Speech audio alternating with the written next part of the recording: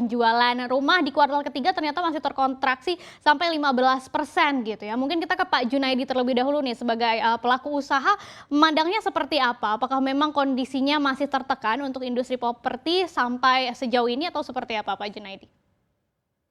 Baik Mbak Eksis, Pak Gali, selamat malam. Apresi sendiri itu bergerak hampir semuanya anggota adalah di segmen perumahan menengah ke bawah. Artinya dari mulai harga 500 hingga rumah FLPP. Nah, sebagian teman-teman juga sampai harga yang 1 miliar ke atas, tapi di anggota Apresi lebih fokusnya adalah menengah ke bawah. Mbak Eksis, jadi begini Mbak Eksis, kalau kita setuju dengan komitmen pemerintah memberikan insentif, cuman kan kita perlu lihat ada beberapa rumah yang kategori harga itu sangat berpengaruh. Nah, kalau kita perhatikan permintaan rumah untuk subsidi itu sangat tinggi dan masih bisa kita rasakan sampai kondisi COVID yang sudah mudah-mudahan ya berlalu semuanya. Dan yang berikutnya adalah rumah di atas rumah subsidi, diantaranya rumah yang harganya 200 hingga 500. Nah, selanjutnya 500 sampai 1 miliar dan 1 miliar hingga ke atas ya kan. Nah, ini kan kaitannya dengan masyarakat yang memang mau memiliki rumah untuk tempat tinggal atau masyarakat yang mau investasi rumah. Nah, kecenderungan yang betul Mbak Eksis sampaikan, itu rumah yang menengah atas itu lebih cenderung naik karena apa? Investasi itu teman-teman lebih banyak di situ. Karena dari rumah yang harga 2 miliar itu sepertinya permintaan lebih turun lagi untuk investor. Artinya investor turun kelas. Jadi artinya dari rumah yang dulu investasi 2 miliaran itu sekarang turun ke angka 1 miliaran. Nah, permasalahannya sekarang insentif itu kan juga diberikan kepada rumah yang di atas 200 juta, artinya tidak subsidi tapi masyarakat itu juga banyak yang memiliki, banyak peminatnya. Nah, di segmen ini yang mungkin tidak terserap Mbak Eksis dan Pak Gani. Nah, tidak terserapnya kenapa? Karena memang kalau untuk di posisi ini, artinya lebih cenderung masyarakat yang berpenghasilannya adalah menengah. Iya. Nah, itu di harga 200 hingga 500. Nah, kayaknya sepertinya yang kita lihat adalah di harga ini yang menurun. Nah, apa permasalahannya? Memang kalau di harga masyarakat yang pendapatannya menengah, di masa COVID ini memang cenderung terdampak sekali. Nah, Iya. mungkin ini yang menjadi penyebab salah satunya kenapa cenderung insentif yang di harga ini kurang diserap karena memang teman-teman adalah ya rata-rata adalah berpenghasilan yang menengah, dan menengah ini kan juga di masa COVID ini kan sangat merasakan. Iya. Sehingga mungkin pada masa-masa sekarang ini teman-teman sudah mulai ya katakanlah bangkit, istilah DA bersih bangkit dan akan maju.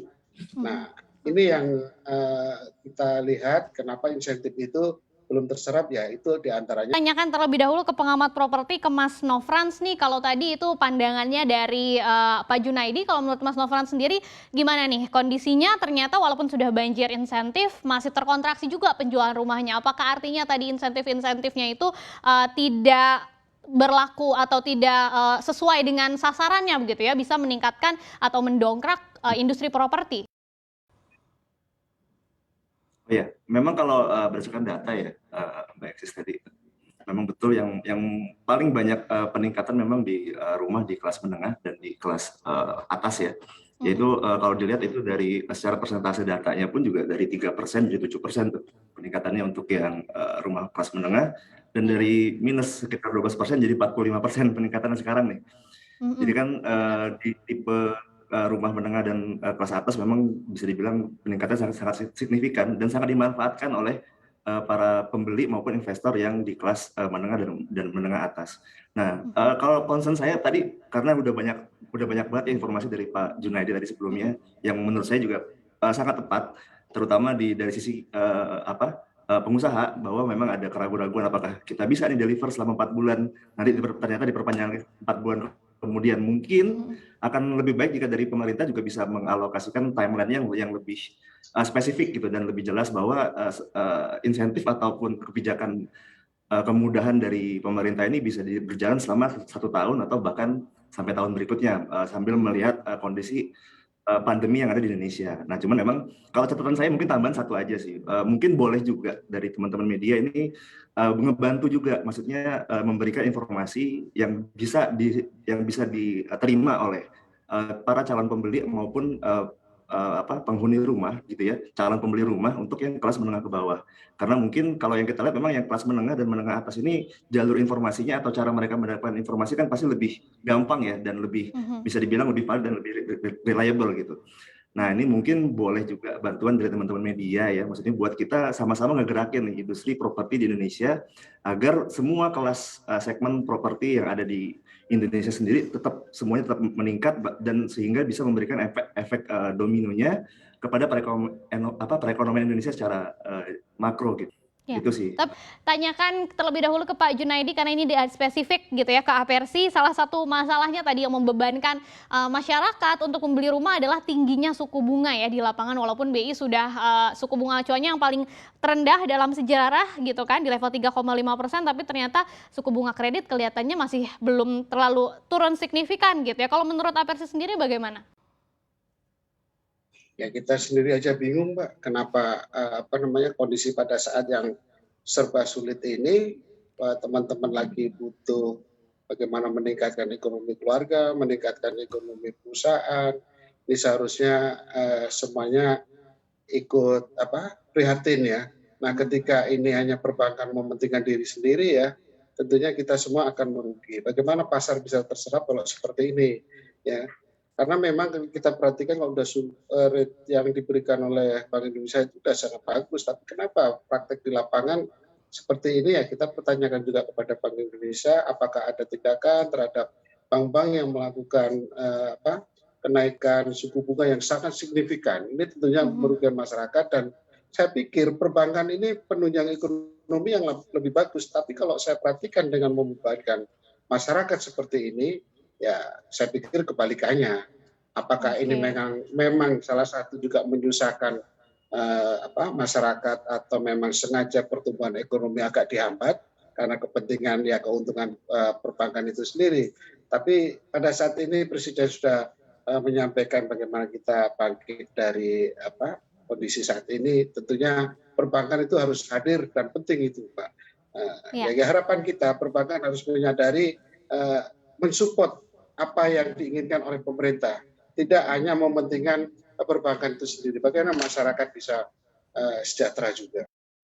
Oke, nah untuk Mas Nofran sendiri melihat suku bunga kredit yang ada di Indonesia saat ini gitu ya, sebetulnya masih terlalu tinggi nggak sih kalau dibandingkan dengan negara lain, dan apakah sudah sesuai nih dengan daya beli masyarakat Indonesianya di tengah pandemi ini, Mas Nofran?